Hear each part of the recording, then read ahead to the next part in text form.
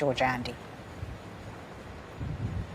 Well, we are 95% of the way there, a percentage point between Biden and Trump, basically negligible numbers at the moment. And we just had the officials from that counting process come out and say, look, there's just over 100,000 ballots left. You have to be patient. This is a long process. We may get finished in the next couple of hours. It may take about another 5 hours. But when you look at where these ballots that have not yet been tabulated come from, it could well go in Joe Biden's favor. They are from the suburbs of Atlanta, the neighboring counties around where these votes have not yet been counted are overwhelmingly going for Joe Biden because large African-American populations around Atlanta in those suburbs. So this is razor thin. But remember, Georgia shouldn't even really been part of this. A Democratic presidential nominee has not won this state since 1992. That was Bill Clinton. And if Biden manages to snatch Georgia out of the hands of the Trump campaign, that is 16 electoral college votes, which puts him way past that magic number of 207. That election in Georgia, they say that one of their observers saw 53 mail-in ballots handed in after the 7 p.m. deadline. 53. Now, that is the right of the Trump campaign to do that, but that is an indication of just how desperate. But here we are. Andy, thank you for that update. Andy Gallagher in Miami, Florida. We heard Rudy Giuliani, the president's lawyer, of course, very combative in Philadelphia earlier, Christine, accusing the Democrats of stealing the elections. Remind us of what's happened in Pennsylvania and why there's a dispute there.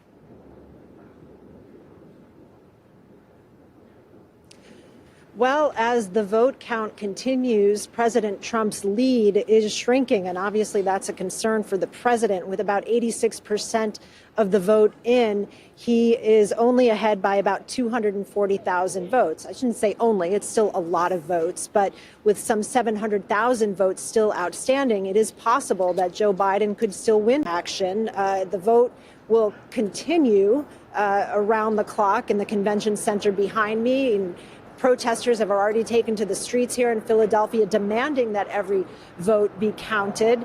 But the president is alleging that state officials have been scheming to disenfranchise voters here. And they filed suit asking that the vote stop, the counting stop, watch the vote count. They've also asked to be heard by the Supreme Court in a case that was decided in lower courts here in Pennsylvania, allowing votes to continue to be counted 3 days after the election. Votes that are received by Election Day could still be counted up to 3 days after the election, according to this decision by the Pennsylvania Supreme Court. But that is something that they are also fighting. Now, earlier about what's happening here, of course, state officials deny that. They say they are doing their best to make every vote count and every vote heard. They call these attacks partisan, and they are promising to do their job and continue to do so accurately going forward. It's a complicated and slow process.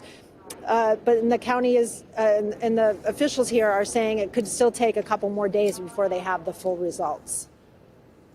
Thank you, Christine. Christine Salumi, live for us in Philadelphia.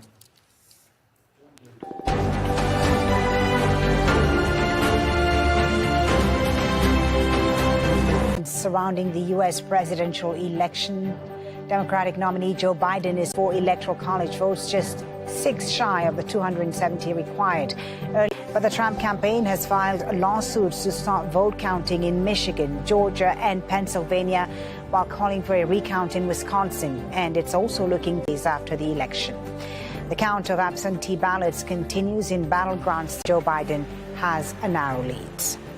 And this is how those results look on the electoral map, with Wisconsin and Michigan now going blue, and Nevada as well as Pennsylvania.